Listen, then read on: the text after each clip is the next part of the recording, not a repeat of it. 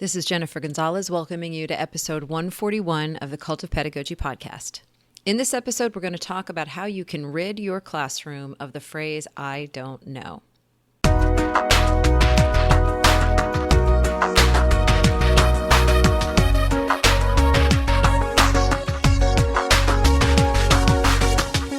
As teachers, we ask questions all the time. And for most of us, it's not at all uncommon to hear students respond with, "I don't know." If we're offering them any kind of challenging instruction, we should expect that they're not always going to know exactly what to say when faced with an academic question. The problem is that "I don't know" lets students off the hook, allowing them to pass on an opportunity to grow and handing that opportunity over to someone else. For some students, "I don't know" becomes a crutch, a get-out-of-jail-free card they use way too often, to the point where they become almost second-class citizens in the room, constantly taking a back seat and never really stretching themselves. The thing is, "I don't know" can actually mean a whole lot of different things. It might be that the student doesn't know the material, but it might also mean that they don't understand the question, that they didn't hear the question, or that they don't understand one key term in the question. It might be that they're too shy to answer. It might be that they have a guess, but they're afraid it might be wrong. Many of these are solvable problems. We just need to give students the tools to solve them. With those tools, students can give us a different response and actually keep participating in their learning instead of passing. Today I'm talking with Connie Hamilton, educational consultant, trainer, and author of the book Hacking Questions: 11 Answers That Create a Culture of Inquiry in Your Classroom. Connie has written a guest blog post about how we can change these "I don't knows" to more constructive responses that get our students to more actively participate in their own learning. In this episode, we'll share those strategies. Before we get started, I'd like to thank World 101 for sponsoring this episode. Do your students actually understand what a trade deficit is? Do they understand the difference between a refugee and an asylum seeker? Do they know the number one health challenge in the world today isn't infectious diseases, it's non-communicable diseases like obesity and diabetes? If you answered no to any of these questions, check out World 101 from the Council on Foreign Relations. World 101 is a growing library of free multimedia resources that explains the fundamentals of international relations and foreign policy through engaging interactive storytelling. And did I mention it's free? World 101 will help your students become better informed, invest in their futures, and make a difference. Get them started today at world101.cfr.org. That's world101.cfr.org. Support for this episode also comes from ListenWise, an award-winning online listening curriculum. ListenWise brings NPR podcast lessons into your classroom for grades 2 through 12. Teach listening skills while building content knowledge using engaging and relevant nonfiction podcasts. It's great to address the listening and speaking standards on your ELA state assessments like the Smarter Balance test. With ListenWise Premium, you get built-in literacy supports, automatically scored listening comprehension quizzes, and interactive transcripts so students can read along as they listen. Research shows that better listeners are better learners. Sign up for a 30-day free trial at listenwise.com/cultofpedagogy. That's listenwise.com/cultofpedagogy. Now, here's my conversation with Connie Hamilton about how we can get the phrase "I don't know" out of our classrooms. Connie, welcome to the podcast. Thanks for having me, Jen. So we're going to talk about a really simple idea today, and it is basically about what teachers should do about the problem of students saying "I don't know" all the time as responses. And you've got some really good practical ideas to share. So before we get into it, just tell us a little bit about what you do in terms of education. All right, thanks. I'm a former curriculum director, principal, instructional coach, teacher, have had lots of experiences in the school settings. And most of my time now I spend working with teachers in their classrooms, reflecting on instructional practices and putting some of the strategies from my book, Hacking Questions, to life. So putting that to good work and working with teachers in that setting. Excellent, excellent. So this is a phenomenon that you have observed a lot, and I'm guessing just your work as an instructional coach probably is what gave you the idea to write the book in the first place. Yes, yeah, Yeah. a lot of these ideas you see as patterns over time. And so when you begin to see some of the same problems and teachers dealing with the same struggles, there you have this burning desire to find some solutions. So that's what we're trying to do. Right. So we're the book itself actually focuses on several different areas, and we're going to actually talk about the book at the end more in depth. But we're going to just focus today on this problem of I don't know as a response. So explain to us what is wrong with letting students say I don't know, and also talk a little bit about the different forms that that can take. It's not always students saying I don't know. Yeah, so we don't want to walk away with the idea that it's not okay not to know. I mean, that sort of defines what learning is. You don't know something and then later you do. But Right. the problem that I see is that we use I don't know as sort of a get out of jail free card. Mhm. So students say I don't know, and then teachers are sort of frozen there, or they have a very small handful of tools in their toolbox that they use for I don't know responses. And Right. one of the things I've noticed is that they don't match up. And so when you have that mismatch of an I don't know response, which could be deer in the headlights, they're just Mhm. staring at you and you're thinking, "Oh no." Or you get some shoulder shrugs, or you just get kind of that those crooked eyebrows, as we call them in my family, of just that look of confusion, and you're just sort of reading the Mhm. student. So there's a lot of different ways that students communicate. Sometimes they literally say I don't know, or in writing, even worse. We see IDK on some Yeah. kind of a written something or other. So I think the problem really more is allowing that to serve as the answer, and then moving on to someone else who does know, Mhm. or just allowing that to be a closed door. Right. And I think there probably are a lot of students out there who have learned now over the years that they can just take a pass basically by saying that, and there are a lot of teachers who will just move on after that because we don't necessarily know what to do with that answer, and we figure, oh well, if they don't want to respond or they don't know, I don't want to embarrass them, or I don't want to push the issue, or whatever it is. So a lot of times those students miss out on the opportunity to stretch and grow and learn more. Yes, and that Yeah. pass it on to somebody else. That sounds like, who can help so and so. Yeah, yeah. And so you get these really sort of passive learners after a while who have just figured out, like, I can just sort of get around having to try basically by just saying, I don't know. Exactly. Yeah. So what we're going to talk about is, you've got some really specific ideas for what teachers can do to basically make I don't know an obsolete thing in the classroom, to come up with lots of alternatives and ways to set students up so that they have more tools than just saying I don't know. So it's actually a couple of different steps that we're going to take teachers through. So what's the first thing that a teacher should do if they want to eradicate I don't know in their classroom? Well, the first thing is really to sort of diagnose where the I don't know is coming from. What is the Okay. root cause? Mm-hmm. And teachers who work with their students regularly get better and better at this as the year goes on, to try to make a prediction as to why the student is saying I don't know. So is it because they're shy? Is it because they lack confidence? Is it because they really don't know? Is it because they've been waiting a long time, and they think that they've expired their amount of think time?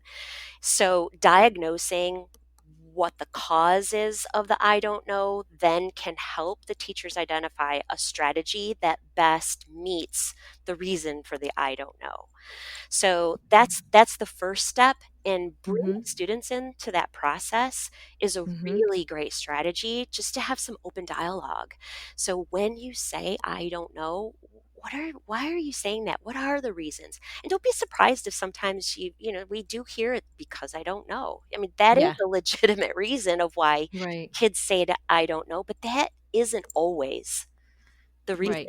Sometimes they're just other causes for students to give that. It's quick and easy, and as you said, it gets them off the hook. So they've learned that over time. Yeah. So once we identify what the strategy is, then the next the next step in the process is just sort of exploring that and looking at, what are some things that we can do to replace that. So brainstorm with them. Is it because I didn't hear the question? Is it because I don't understand the question? Is it because I couldn't think of an answer quickly enough?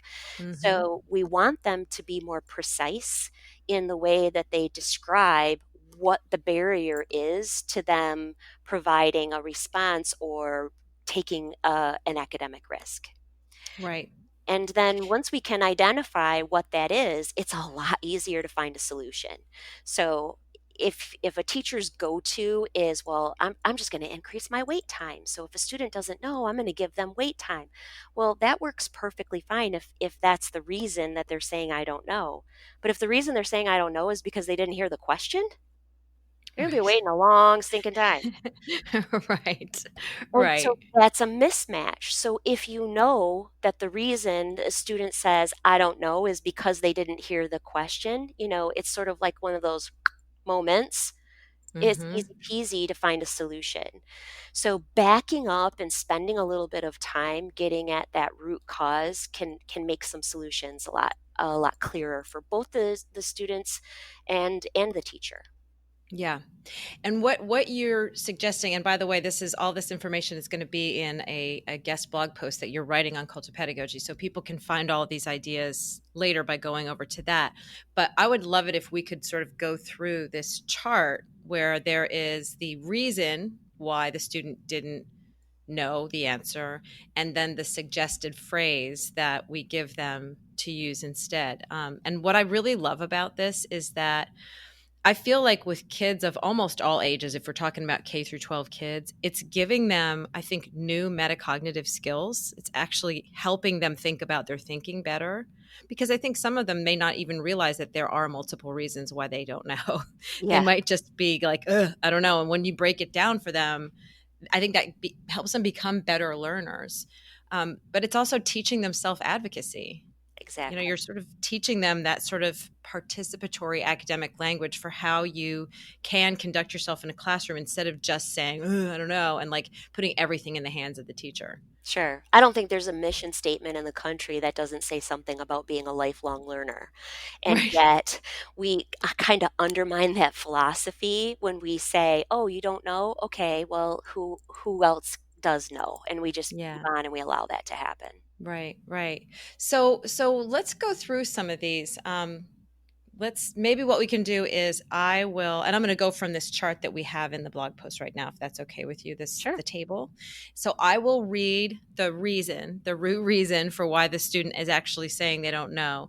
And then you can tell us what the phrase is that the student could actually use with the teacher. Sounds good. Does that work for you? Okay. So the first reason is I didn't hear the question. So what could they say? Can you repeat the question, please? Right, which is so much better than I don't know.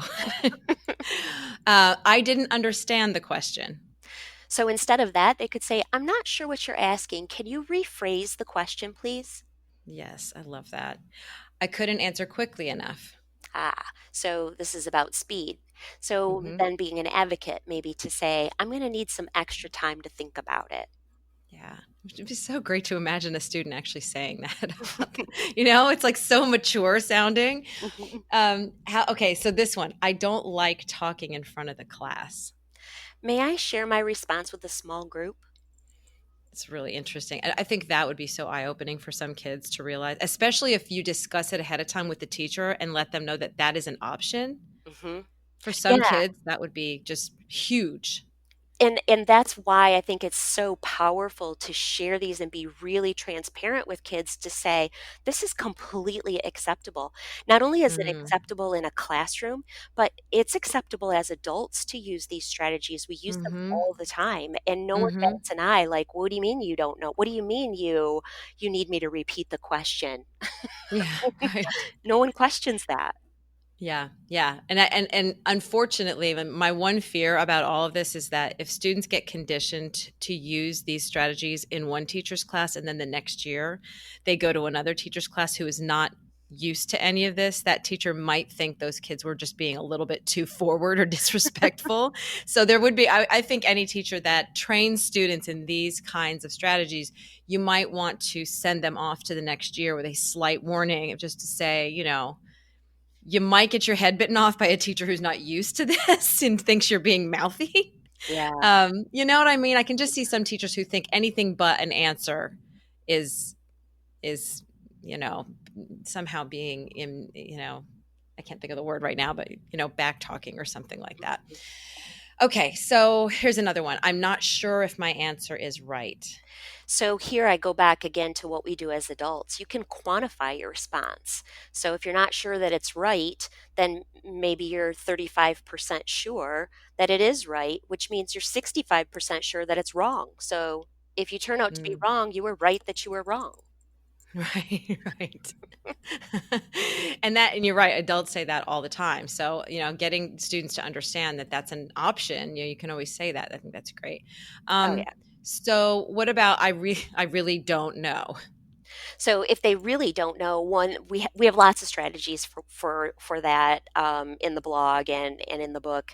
But one just right off the bat is instead of passing it off to someone else, have the teacher Mhm. passing it off to someone else, allow the student to have a consult.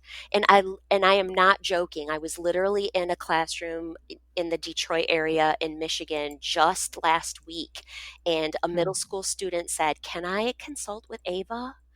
And we were in there observing, and they just had this, and they did it as a fishbowl because I think the teacher was caught a little off guard, and she quick like leaned over and they had this little private conversation that none of us could hear, and then she giggled and then she gave a perfectly good response, which is wonderful for middle schoolers because it allows them to save face. How their Yeah. peers think about them is so important at that age.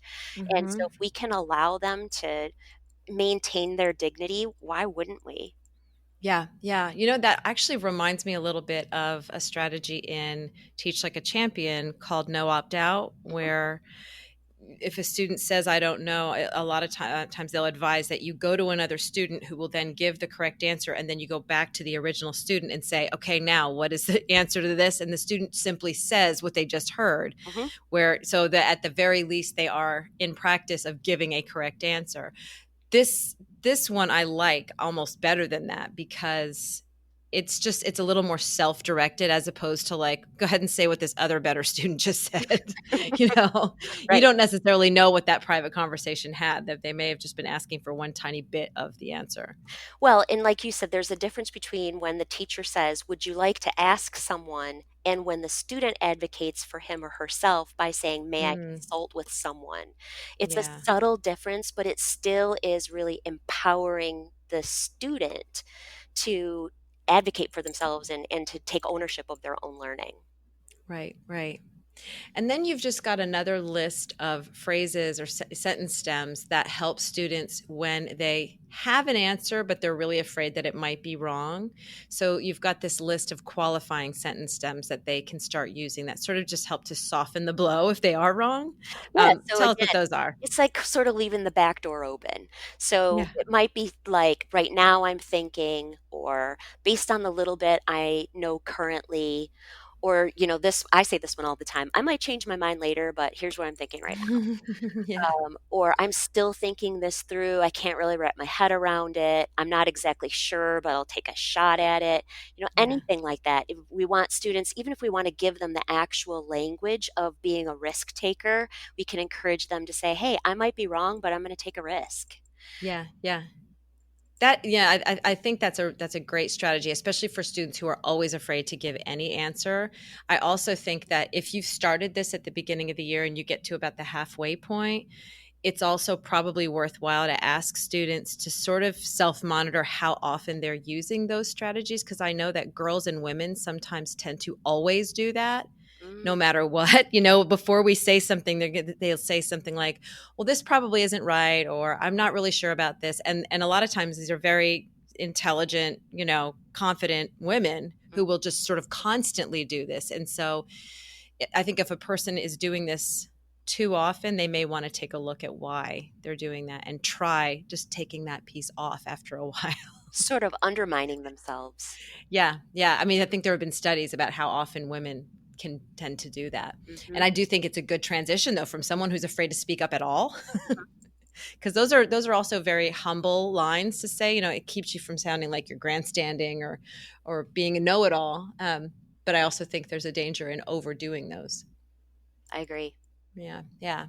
So you also recommended doing something to officially mark the end of I don't know in the classroom as Mhm. a another strategy for tackling this.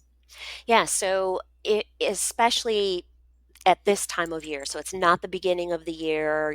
Hmm. If you're looking at trying to shift the culture and saying, okay, yeah, we're going to eradicate IDK in my classroom, creating some sort of an event that memorializes I don't knows and kind of just puts that to rest. The chapter in the book says kick the IDK bucket. So Hmm. just looking for a way to formalize the fact that we're getting rid of it. So, one idea is just to invite students to write, I don't know, on a piece of paper and then like destroy that piece of paper or crumple it up, Hmm. put it in the recycling bin, bury it in the playground.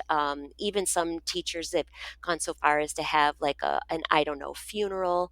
Now, of course, with that, you want to be sensitive to what's happening in students' lives and so Mm-hmm. forth. We don't want to trigger any emotional feelings when we're trying to create a different um, um, result here. So, if you don't want to do like a formal ceremony, you just have some sort of conversation, perhaps, of repurposing this I don't know. And the idea is that it's okay not to know, but that isn't the end of Mm. the effort toward knowing. It's the transition toward or the beginning of the effort toward knowing. And Right. that's the shift that we really want to make for students and for us in the way that we deal with that event when we're getting an I don't know response. Right. So let's just shift now to telling us a little bit about your book, Hacking Questions. This book came out last year. It was about a year ago, correct? Almost exactly, yep. Yeah. So tell us a little bit about, if people are liking your ideas here and they want to hear more from you, what does this book offer to them? So it's book number 23, if you can believe that, Goodness then, gracious. right? Yeah. It's the Hack Learning series, and it follows the same format as the very first book that you and Mark Barnes wrote, Hacking Yeah. Education. Hmm. So it's structured in a way that is really mindful about making sure that everything in the book is actionable. There's an Hmm. entire section that, as in with all of the books, that's specifically dedicated in every chapter to what you can do tomorrow. And Hmm. I was very mindful in every chapter to make sure that literally you don't have to buy anything, you don't have to make anything, you don't have to prep anything, that you literally can take one step toward solving a problem around questioning with some of the strategies in what you can do tomorrow.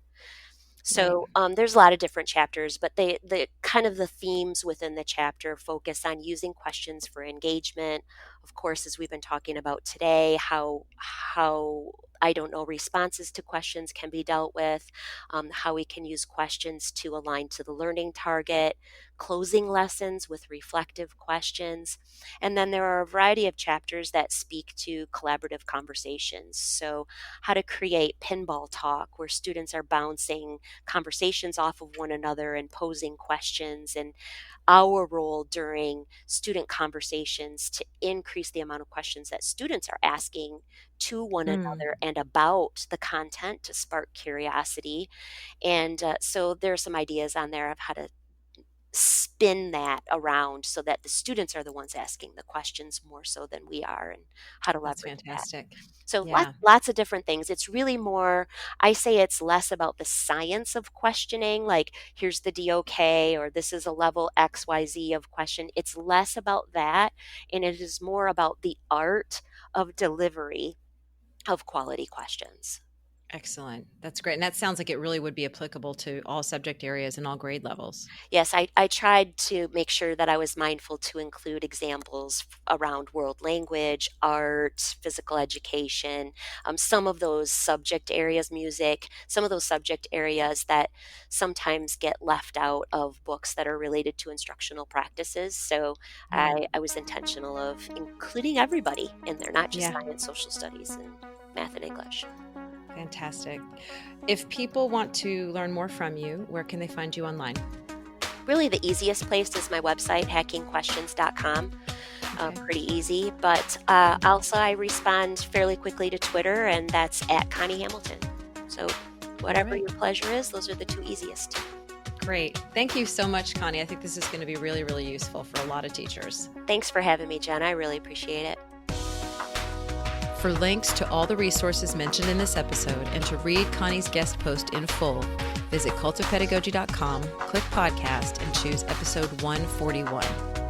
To get a weekly email from me about my newest blog posts, podcast episodes, and products, sign up for my mailing list at cultofpedagogy.com/subscribe.